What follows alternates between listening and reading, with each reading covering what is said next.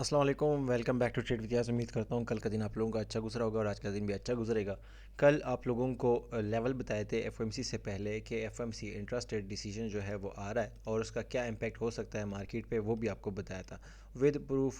जो एक एक चीज़ आपको साबित करके दी थी। कल अगर वीडियो देखें तो कल की मार्केट जब क्लोज़ हुई थी वो थी 4213। ये कल की वीडियो के आप देख रहे हैं, यूट्यूब में मैंने ओपन किया हुआ है। 4213 पे मार्केट क्लोज थी और मैंने M15 के अकॉर्डिंग, ये M15 देख रहे हैं, M15 के अकॉर्डिंग कहा था कि M15 में ये चेंज ऑफ करेक्टर हो चुका है, इसलिए इस चेंज ऑफ करेक्टर होने की वजह से ये 4193 से लेके 4189 हमारा बाइंग एरिया होगा। हम यहाँ से बाय करेंगे। फिर आप देखें 4123 से मार्केट गिरी हमारे बाइंग एरिया पे, इस यहाँ से गिरी मार्केट। इस बाइंग एरिया से एक दफ़ा मार्केट ने 100 पिप्स दिए, दूसरी बार क्योंकि यहाँ से एक दफ़ा ट्रेड एक्टिव हुई 100 पिप्स दिए, दोबारा जिन लड़कों ने ट्रेड एक्टिव की यहाँ पे उनको दोबारा 100 पिप्स मिले, तीसरी दफ़ा भी 100 पिप्स मिले, चौथी दफ़ा भी, पांचवी दफ़ा भी। ये 6 टाइम, ऑलमोस्ट 7 दफ़ा ये ट्रेड चल चुकी है। 7 दफ़ा ये एरिया चल चुका है। एसएल भी कल मेंशन किया था, ये एसएल लाइन लगा के आप लोगों को ये बता दिया था कि आप इसका ये एसएल रख सकते हैं।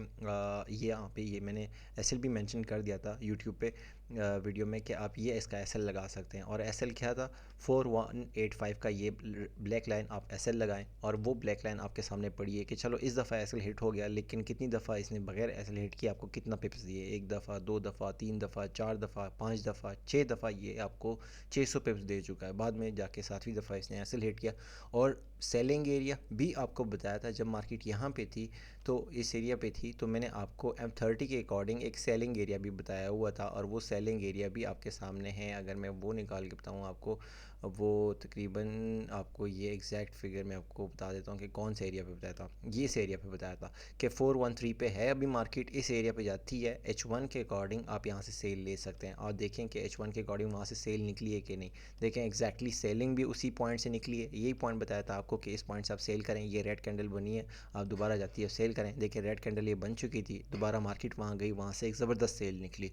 तो सेलिंग एरिया से एक ज़बरदस्त सेल निकली। इसका भी एसएल बताया था कि 23 का आप एसएल दें, 23 का आप एसएल दें, और एग्जैक्टली उसी एसएल के साथ बाइंग भी गई है, सेलिंग भी गई है।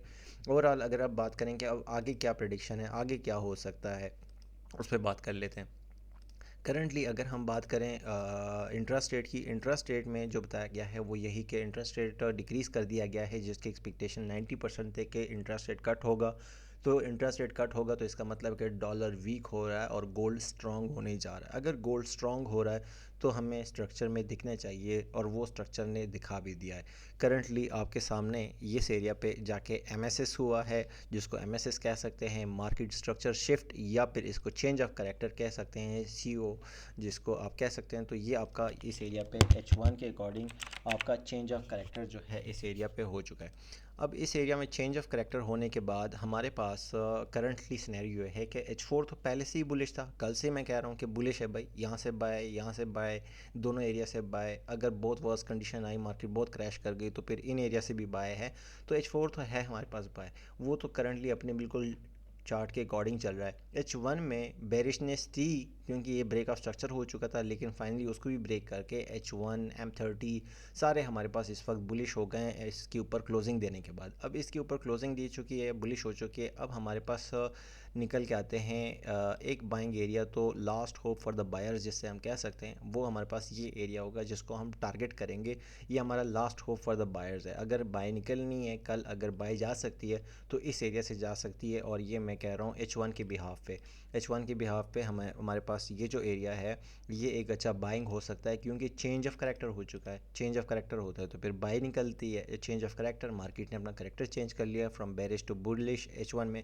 तो उस हिसाब से हमारे पास जो बाइंग एरिया निकल के आ रहा है वो है 4193 से 4194 से लेके 4181। अब 81 के नीचे आपको एसएल देना पड़ेगा। 81 के नीचे का एसएल क्या बनता है? 81 के नीचे का एसएल 78। अगर आप यहाँ से बाय एक्टिव करते हैं, फॉर एग्जांपल आप एक्टिव करते हैं 94 से करते हैं या 90 से करते हैं, चूँकि एफओएमसी आ चुकी है, बहुत छोटी छोटी कैंडल्स नहीं है ना। पहले कल ये छोटी छोटी कैंडल्स थी तो एसएल भी 30 40 50 60 70 का एसएल था, क्योंकि अब एसएल मूव बहुत बड़ी आ चुकी है, एफओएमसी की वजह से बड़ी बड़ी कैंडल्स बन चुके हैं, तो इसलिए बाइंग एरिया भी बड़ा है, एसएल भी बड़ा है। अब और कहाँ से बाय देख सकते हैं? एक बाइंग एरिया तो आपको बता दिया है, सेकंड कहाँ से बाय देख सकते हैं? वैसे वो भी दिखा देता हूँ। इसके अकॉर्डिंग हमारे पास एक last hope for the buyers एक ये भी एरिया है, लेकिन यहाँ से एक दफ़ा तो रिजेक्शन मार्केट पंप हुई है थोड़ी सी, लेकिन ये एरिया देखते हैं कि ये एरिया M30 में कैसे दिखता है।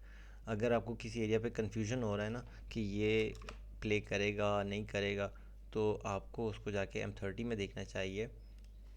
M30 में देख ले, क्योंकि H1 में हम तो देख रहे हैं ना, तो M30 में भी आपके सामने देख लेते हैं कि क्या सिनेरियो है। H1 में ये एरिया तो आप नोट कर लें। दूसरा एरिया H1 में M30 में,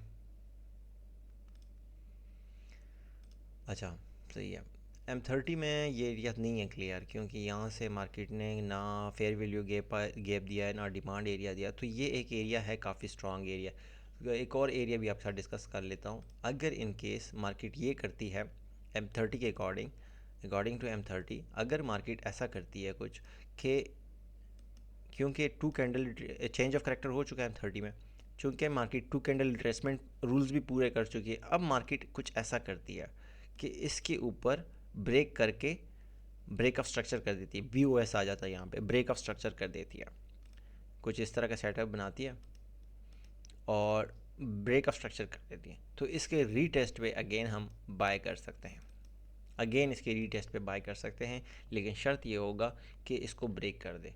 करंटली बीच में बाइंग एरिया इसलिए नहीं बन सकती क्योंकि बीच में 3 ही कैंडल बनी है, और FOMC की वजह से उसमें ना कोई डिमांड जोन मुझे नज़र आ रहा है, ना मुझे कोई फेयर वैल्यू गैप नज़र आ रहा है, क्योंकि ये फेयर वैल्यू गैप भी नज़र नहीं आ रहा, डिमांड जोन भी नज़र नहीं आ रहा, कुछ भी इसमें ऐसा नज़र नहीं आ रहा कि यहाँ पे कोई बाइंग का सेटअप हो। बाइंग सिर्फ यहाँ पे नज़र आ रही है, वो काफ़ी नीचे है, तो यहाँ पे कोई बाइंग क्लियर नज़र नहीं आ रही, क्योंकि यहाँ पे कोई डिमांड जोन होगा, फेयर वैल्यू गैप होगा, ताकि मुझे लगे कि हाँ बाइंग चल सकती है। यहाँ से चल गई तो ठीक है, फिर अपना हाई ब्रेक कर देगा, ये जो हाई लगाया हुआ है 4239 को ब्रेक करता है, तो इसकी रीटेस्ट पे हम इसको बाय कर सकते हैं, ये एक सेटअप हो सकता है, लेकिन ये उस शर्त पे होगा कि अगर मार्केट इसको ब्रेक कर दे, क्योंकि जो रूल्स हैं रिट्रेसमेंट के रूल्स हैं M30 में वो लग चुके हैं, अब ये हमारे पास वो लग चुके हैं, अब अपना हाई ब्रेक करेगा, उसको रीटेस्ट करने पे हम इसको बाय कर सकते हैं। एक ये रूल है M30 के अकॉर्डिंग, और H1 के अकॉर्डिंग, क्योंकि बीच में तो बाइंग बन नहीं रही गई, तो H1 के अकॉर्डिंग ये जो बाइंग एरिया है ये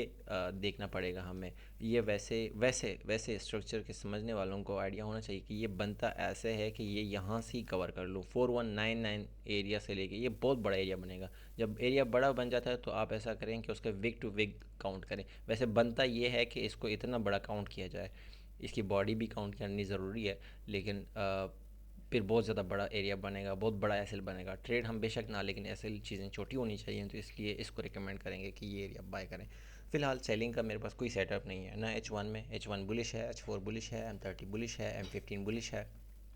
अगर टारगेट्स की बात करें गोल्ड की, तो गोल्ड के जो टारगेट्स हैं वो अगेन इन एरियाज़ तक, जो कि 4258 4255 इन एरियाज तक जा सकता है। तो फिलहाल मेरे पास बेरिश के कोई साइन नहीं है, क्योंकि मार्केट अपना ब्रेक ऑफ स्ट्रक्चर करके M5 में भी बुलिश ब्रेक ऑफ स्ट्रक्चर करके, ये चेक करें, ये हाई लगाया, रीटेस्ट, लो रीटेस्ट किया, जैसे कि मैं कह रहा हूँ कि H1 में लो रीटेस्ट कर सकता है, लो रीटेस्ट एंड देन ब्रेक कर दिया ब्रेक ऑफ स्ट्रक्चर, फिर ऊपर हाई।